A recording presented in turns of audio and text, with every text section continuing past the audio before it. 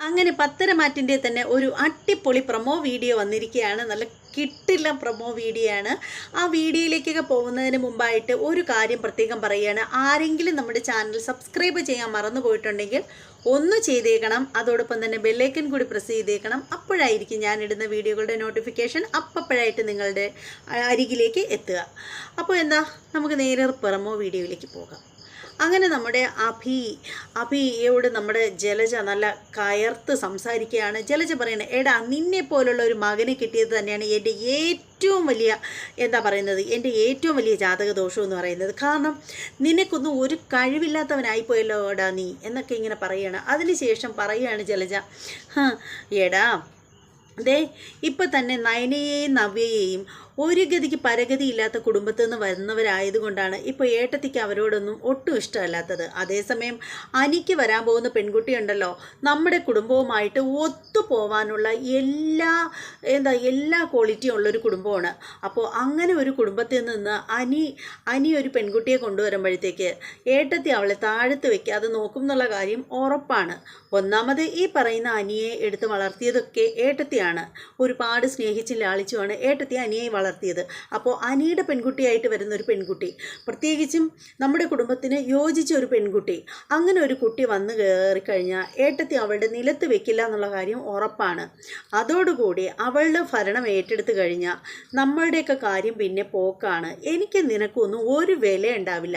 ഇപ്പം തന്നെ നമ്മൾ ഇവിടുത്തെ പുറമ്പോക്കാണ്, പിന്നീട് നമ്മുടെ കാര്യം പറയാൻ വേണ്ട എന്നിങ്ങനെ പറയുകയാണ് നമ്മുടെ ജലജ നമ്മുടെ അഭിയോട്. അതേ സമയത്ത് പിന്നീട് നമ്മുടെ നയനയും അതുപോലെ തന്നെ നമ്മുടെ അനിയും കൂടെയുള്ള സംസാരമാണ്. നയന അനിയോട് പറയണേ, എൻ്റെ അനി ശരിക്കും പറയുകയാണെങ്കിൽ നെൽക്കതിരുകളെല്ലാം മുളയ്ക്കാൻ വേണ്ടിയിട്ട് എല്ലാ ദൈവങ്ങളോടും മനസ്സുരുക്കി ഞാൻ പ്രാർത്ഥിച്ചിരുന്നു. ഈശ്വര, എല്ലാ അതായത് ഒരു ഒറ്റ മണി നെല്ല് പോലും കിളിർക്കാതിരിക്കല്ലേ, എല്ലാം കിളിർക്കണേ എന്ന് ഞാൻ ഈശ്വരനോട് എല്ലാവരോടും മനസ്സുരുക്കി പ്രാർത്ഥിച്ചിരുന്നു.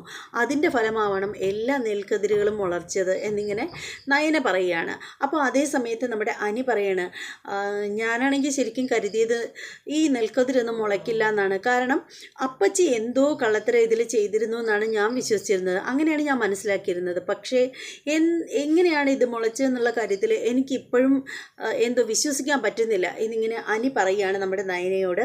അതുപോലെ തന്നെ നമ്മുടെ വീണ്ടും കാണിക്കുന്നത് നമ്മുടെ ജലജ നമ്മുടെ അഭിയെ കുറ്റം പറയുകയാണ്. അഭിയോട് പറയണേ, എടാ നിന്നെപ്പോലൊരു മണ്ടനായ മകൻ ഇല്ലാതിരിക്കുക തന്നെ ഭേദം.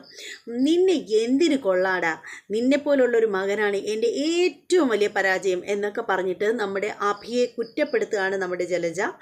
ഇതാണ് ഇന്നത്തെ പ്രൊമോ വീഡിയോയിൽ വന്നിരിക്കുന്നതെന്ന് വെച്ചാൽ, ഇനി നാളെ ഇത് എന്തൊക്കെയാണ് ഇനി അവിടെ സംഭവിക്കാൻ പോകുന്നത്, ഇനി നെൽക്കതിര് മുളച്ചതിൽ എന്തൊക്കെയാണ് അതിന് പിന്നിലുള്ള കാര്യം, അതായത് ജലജ ഇനി അതിനകത്ത് എന്തെങ്കിലും കീടങ്ങൾ അടിച്ചു വെച്ചത് കണ്ടിട്ട് നമ്മുടെ ജാനകി തന്നെ അതൊക്കെ മാറ്റി വെച്ചതാണോ, അത് അങ്ങനെയാണോ സംഭവിച്ചിരിക്കുന്നത്, അതോ ഇനി എന്താണ് അവിടെ സംഭവിച്ചിരിക്കുന്നത്. നെൽക്കതിര് മുളച്ചതിനെ തുടർന്ന് നമ്മുടെ അനി ആകെ ഒരു ഒരു മനപ്രയാസത്തിൽ അകപ്പെട്ടു പോയോ, അനി ആകെ കരഞ്ഞു വിളിച്ച് നടക്കുകയാണോ എന്നൊക്കെ അറിയണം എന്നുണ്ടെങ്കിൽ നാളത്തെ റിവ്യൂ കാണാനായിട്ട് എല്ലാവരും റെഡി ആയിരുന്നോളുക. അങ്ങനെ റിവ്യൂയിലൂടെ ഞാൻ എല്ലാ വിശേഷങ്ങളുമായിട്ട് വരുന്നതായിരിക്കും.